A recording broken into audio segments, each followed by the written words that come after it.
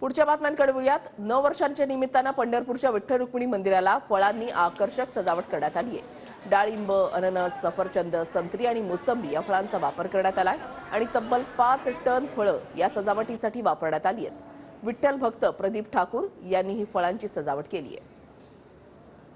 आज नवीन वर्षाचा पहिला दिवस, त्या निमित्तानं खरं तर विठ्ठलाचं जे मंदिर आहे आकर्षक अशा पाना, फळांनी आणि फुलांनी सजवण्यात आलेलं ही जी सजावट आहे ते आळंदीचे जे विठ्ठल भक्त आहेत प्रदीप ठाकूर ही खरं तर गेली 9 वर्ष झाली सजावट करतात। ते स्वतः आता आपल्याबरोबर त्यांचं संपूर्ण कुटुंब इथं आलेलं आहे। काय सांगताल तुम्ही, किती वर्ष झाली सजावट करताय? हरिमुखे म्हणा पुण्याची गणना कोण करे।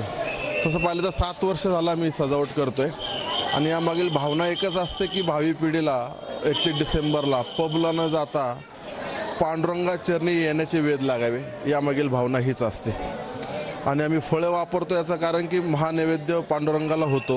विठ्ठल मंदिरातून कॅमेरामॅन विनोद सर, रवी लवेकर, TV